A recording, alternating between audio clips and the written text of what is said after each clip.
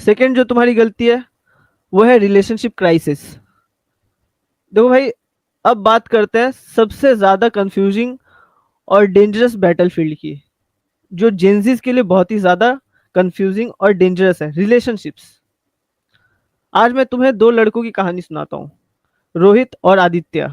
दोनों जेंजी वाले लड़के हैं, दोनों 23 साल के हैं, दोनों मिडिल क्लास फैमिली से हैं। पर इन दोनों की लव लाइफ बिल्कुल अलग है। रोहित एक नाइस गाय है, ठीक है, एक अच्छा नाइस गाय बंदा, सिंपल लड़का।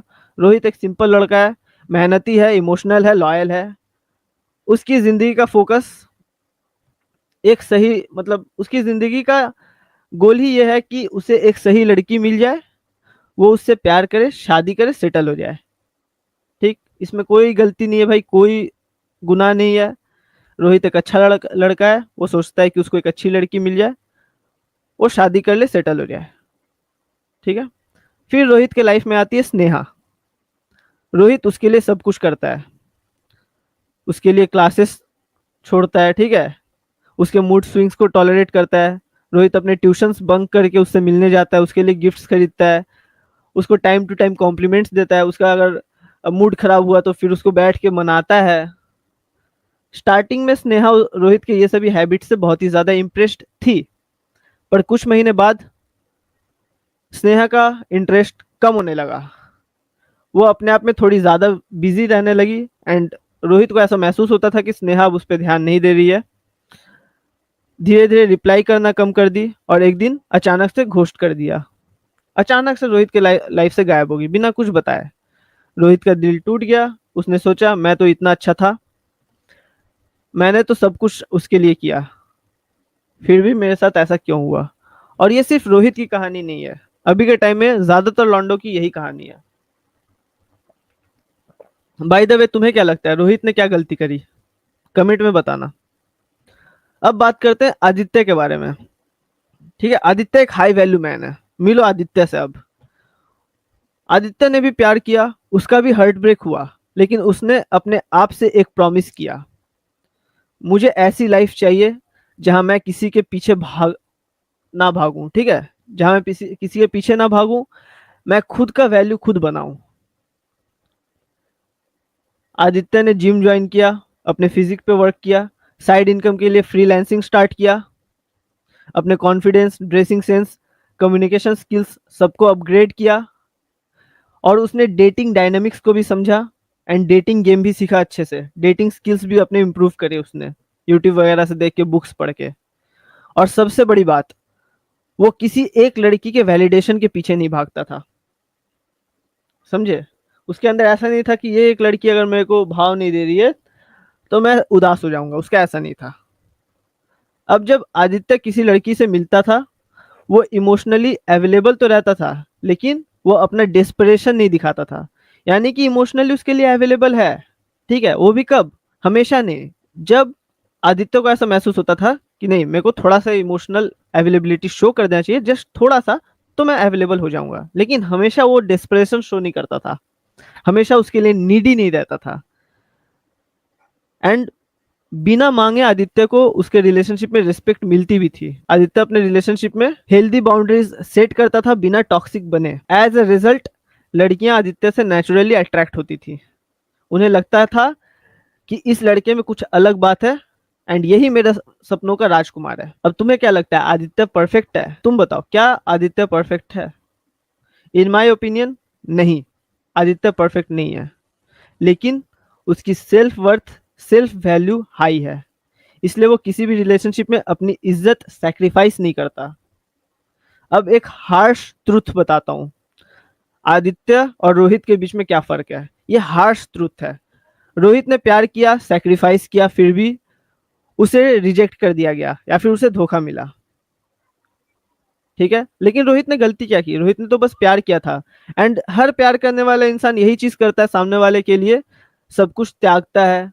बेसिकली यही तो है ना लव, सेल्फलेस चीजें करता है, बिना खुद के बारे में सोचे सब कुछ सामने वाले के लिए करना। दुनिया हमें यही सिखाती है कि यही प्यार है, पर यह सबसे बड़ी गलती है। यहीं पे आदित्य ने क्या किया? आदित्य ने खुद को वैल्यू दिया, खुद को बिल्ड किया, एंड उसे रिस्पेक्ट मिला। आदित्य ने अपने गोल्स को किसी और के लिए सैक्रिफाइस नहीं किया, ठीक है। आदित्य को कई सारे ऑप्शंस मिले, आदित्य ने अपने लाइफ पे कंट्रोल कमांड किया। Moral of the story, Gen Z dating market में प्यार नहीं पावर चलता है, ये मोरल ऑफ द स्टोरी है। आपको अगर जेनजी डेटिंग मार्केट में उतरना है तो भाई प्यार नहीं पावर चलेगा, ठीक है। एंड पावर तुम्हें तभी मिलता है जब तुम्हारे पास वैल्यू होती है। आज का जेनजी, जो आज के जेनजी लौंडे है ना, उनका सबसे बड़ा कंफ्यूजन क्या है? मैक्सिमम जेनजी लौंडे यही सवाल करते हैं कि मैं इतना अच्छा हूँ फिर भी मुझे लड़की क्यों इग्नोर कर देती है, मैं इतना मेहनती हूँ, मेरे पास पैसा भी है, फिर भी मुझे लड़की क्यों इग्नोर कर देती है। एंड मोस्ट इम्पॉर्टेंटली, अभी के टाइम पे ज्यादातर लॉन्डो का ना यही एक मतलब एक मिसकंसेप्शन है कि अगर तुम्हारे पास पैसा है तो लड़कियां तुमसे अट्रैक्ट होंगी। नहीं, ऐसा नहीं है। अगर तुम्हारे पास पैसा नहीं भी है ना, और तुम अपने लाइफ में वैल्यू ऐड करते हो bye improving your other aspects of life, तो ऑब्वियसली लोग तुमसे अट्रैक्ट होंगे, समझे। तुम लोग सोचते हो कि मैंने उसके लिए सब कुछ किया, मैं उसके लिए हमेशा अवेलेबल रहता था, फिर भी वो मुझे छोड़ के क्यों चली गई। मेरे भाई सुनो, तुम्हारा अच्छा बनना, तुम्हारा सिंपिंग करना, तुम्हारे लड़की के लिए हमेशा अवेलेबल रहना, ये सब लड़कियों को अट्रैक्ट नहीं करता है। आज के टाइम में डेटिंग मार्केट बहुत ही ज्यादा ब्रूटल हो चुका है, और अगर तुम इस सच्चाई को नहीं समझ पा रहे हो तो तुम हमेशा कंफ्यूज्ड और हर्ट ब्रोकन रहोगे। लड़कियां तुम्हारे एक्शन से नहीं, तुम्हारे एफर्ट से नहीं, तुम्हारे वैल्यू से अट्रैक्ट होती हैं। अगर तुम्हारा लुक्स, स्टेटस, माइंडसेट, लाइफस्टाइल सब बिलो एवरेज है, तो वो लड़की जो तुम इंस्टाग्राम पे हर दिन जिसको तुम डीएम्स लिख रहे हो ना, हर दिन जिस लड़की को तुम बार बार इंस्टाग्राम पे मैसेज कर रहे हो, वो कभी तुमसे अट्रैक्ट नहीं होगी। क्यों? क्योंकि उसके पास तुम्हारे जैसे और 100 बंदे पेंडिंग मैसेजेस में पड़े हुए हैं। तो अगर तुम्हारा लाइफ का value, looks, status, mindset, lifestyle below average है, मेरे भाई तुम हमेशा फ्रेंड जोन होने वाले हो। और यही सच्चाई है। तुम किसी भी लड़की का इनबॉक्स खोल लो, उसका इनबॉक्स इनबॉक्स ओपन कर लो, तुम्हारे जैसे और 40 चूतिया वहां पे पड़े होंगे, वो भी पेंडिंग मैसेज में, जिनका वो रिप्लाई भी नहीं देती है। एंड इस यहीं पे हाइपरगमी भी आता है। हाइपरगमी रियल चीज है। जो लोग बोलते हैं ना हाइपरगमी कुछ नहीं होता है, सब बकवास की बात है, भाई रियल है, रियल है। मैं बताता हूँ कैसे। लड़की हमेशा अपना बेटर ऑप्शन ढूंढती है। तुम एक दो एक्सेप्शनल केस, जो 100 में से एक जो निकलता है, बाकी 99 हाइपरगमस है। कुछ लड़कियां हैं जो 100 में से एक लड़की होंगी, 1000 में से एक लड़की होगी जो हाइपरगमस नहीं होगी, जो इमोशनली सोचती होगी। लेकिन भाई 1000 में से 999 लड़कियां जो है वो भाई लॉजिकली सोचती हैं। लड़की हमेशा बेटर ऑप्शन ढूंढती है, और इसमें कुछ गलत नहीं है, क्योंकि बायोलॉजिकली ऐसे ही उन्हें डिजाइन किया गया है। ये बायोलॉजिकल चीज है, नेचर है भाई।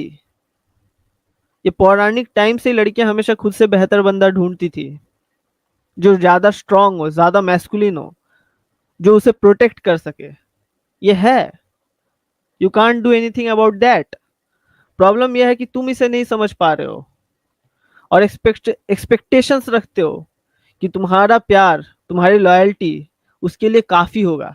ये उसके लिए काफी नहीं है। तुम कितना भी लॉयल रह लो, कितना भी उसे प्यार दे दो, वो उसके लिए काफी नहीं होगा। वो कहीं ना कहीं तुम्हें कोई ना कोई कमी निकाल ही लेगी। भाई एक रियलिटी चेक चेक समझो, ठीक है, एक रियलिटी वाली बात। तुम्हारा प्यार उसका रेंट नहीं भर रहा है, ठीक है। तुम्हारा प्यार ना उसके घर की किस्तें नहीं भर रहा है। तुम्हारे प्यार से उसका लाइफस्टाइल बेटर नहीं होगा। तुम्हारे गुड मॉर्निंग मैसेज से उसका डोपामिन हिट नहीं हो रहा है। मान लो कोई हाई वैल्यू बंदा है जिसने अपने लाइफस्टाइल को इम्प्रूव किया, लुक्स को इम्प्रूव किया, ठीक है, अपने जिंदगी में फोड़ है। अगर वो बंदा ना सिर्फ उसका स्टोरी पे रिएक्ट भी कर देगा, भाई वो लड़की पागल हो जाएगी, समझे। तो अपने लाइफ के वैल्यू को इम्प्रूव करने की कोशिश करो। लोगों के पीछे भागो मत, भागना बंद करो लोगों के पीछे। एंड जो लोग ये वीडियो अभी तक देख रहे हो ना, शेयर करो, ज्यादा से ज्यादा व्यूअर्स हमारे साथ जुड़ सके, इसलिए शेयर करो भाई। और एक चीज समझो, तुम जरूरत से ज्यादा इमोशनल इन्वेस्टमेंट कर रहे हो। अभी के टाइम में डेटिंग जो मार्केट है बहुत ही ज्यादा लॉजिकल है। एंड गेम का जो डायनेमिक्स है ना, ये डेटिंग डायनेमिक्स बहुत ही ज्यादा बदल चुका है। अब तुम्हारे इमोशंस को यहाँ घंटा कोई वैल्यू नहीं देता है, टू बी ऑनेस्ट। अगर तुम सोच रहे हो कि मैं उससे सच में प्यार करता हूँ, लेकिन उसके लिए पता है क्या है, मैं उससे तब तक एंजॉय करूंगी जब तक मुझे बेटर नहीं मिलता। तुम सोच रहे हो कि मैं उससे दिल से चाहता हूँ, मैं उससे सच में प्यार करता हूँ, एंड वो सोच रही है कि मैं इसको तब तक हुक करके रखूंगी ना अपने आसपास जब तक मुझे इससे कोई बेटर ऑप्शन नहीं मिल जाता। भाई सुनने में थोड़ा हार्श लग रहा है, पर यही सच है, और इसी सच से तुम ग्रो करना स्टार्ट करोगे। And breakups, ghosting, situationships, casual hookups अभी के टाइम में बहुत ही ज्यादा नॉर्मल हो चुका है। आज लड़के और लड़कियों दोनों के पास बहुत सारी चॉइसेस हैं, ठीक है, और इतनी सारी चॉइसेस है ना कि दोनों में ही पेशेंस नहीं है। एक लड़का अगर थोड़ा सा भी बोरिंग हो गया या एक बार मना कर दिया तो लड़की इंस्टेंटली नेक्स्ट डीएम ओपन करती है, नेक्स्ट बंदे को मैसेज करती है, क्योंकि उसके पास ऑप्शंस है। एक लड़की अगर थोड़ा सा बिजी हो गई तो लड़का इनसिक्योर हो जाता है, क्रीपी बनने लगता है, और अट्रैक्शन को किल कर देता है। क्रीपी बन के लड़की के पीछे भागने लगेगा। क्यों? थोड़ा सा लड़की बिजी होगी, इसको भाव देना बंद कर दी, लड़का बौखला जाता है, अरे क्या हो गया, आज इसने मैसेज क्यों नहीं किया, कहीं से कोई दूसरा तो नहीं मिल गया। फिर लगता है उसको टेक्स्ट करने के लिए, क्या हो गया, तबीयत ठीक है ना तुम्हारी, क्या कर रही हो।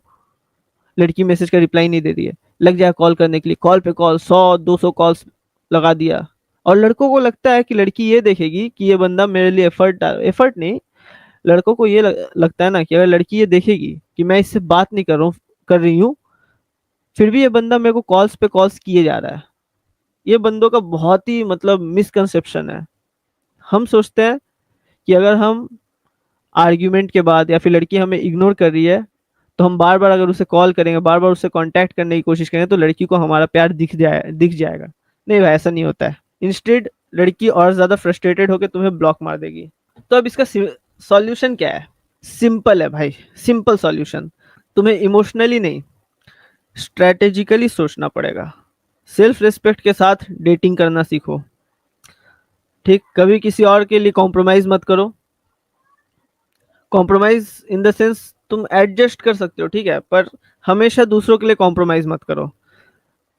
अपने गोल्स को दूसरों के लिए सेक्रीफाइस मत करो। अपने स्टैंडर्ड्स को दूसरों के लिए डाउन मत करो। समझे? ये सभी चीजें तुम्हें रिस्पेक्ट दिलाती हैं। एंड हमेशा अपने लाइफ को इम्प्रूव करने की कोशिश करो, चाहे वो तुम्हारा फिजिक हो, मनी हो, स्टाइल हो, कॉन्फिडेंस हो, तुम्हारा तुम्हारा कम्युनिकेशन स्किल्स हो, इमोशनल कंट्रोल हो, इमोशनल इंटेलिजेंस हो, हर चीज को इम्प्रूव करने की कोशिश करो। एंड सबसे इम्पोर्टेंट, ये वाला माइंडसेट अपने दिमाग से निकाल देना, मैं उसके लिए सब कुछ करूंगा। ये माइंडसेट अपने दिमाग से निकाल देना, ठीक है? तुम उसके बाप नहीं हो कि तुम उसके लिए सब कुछ करोगे। उसके लिए सब कुछ करने का जो रिस्पॉन्सिबिलिटी है सिर्फ एक ही आदमी का है, एंड वो उसका बाप है। हाँ, माना कि तुम चाहते हो कि वो तुम्हें डैडी बुलाए, पर इसका मतलब ये नहीं है कि तुम उसके लिए सब कुछ करोगे। नो, इस माइंडसेट को तुम इस चीज से रिप्लेस करो कि मैं अपने गोल्स के लिए सब कुछ करूंगा, मैं अपने लाइफ के लिए सब कुछ करूंगा, मैं अपने पर्पस के लिए सब कुछ करूंगा। उसके बाद लोग नेचुरली तुमसे अट्रैक्ट होंगे। सिर्फ लड़कियां ही नहीं, हर कोई तुमसे अट्रैक्ट होगा। एंड तब तुम चॉइसेस रख पाओगे, तब तुम लोगों के बीच में चूज कर पाओगे, लोगों के पीछे भागोगे नहीं। तब तुम्हारे पास ऑप्शंस होंगे, एंड उन ऑप्शंस के बीच में तुम अपने लिए एक परफेक्ट इंसान चूज कर पाओगे। And always remember, love is not given, love is earned. And respect बिना वैल्यू के नहीं मिलता। यही है जेनजी रिलेशनशिप का सच। And if you don't adapt, you will stuck playing a losing game. ठीक है, तुम गेम हार जाओगे और तुम इस चीज को अडेप्ट नहीं करोगे।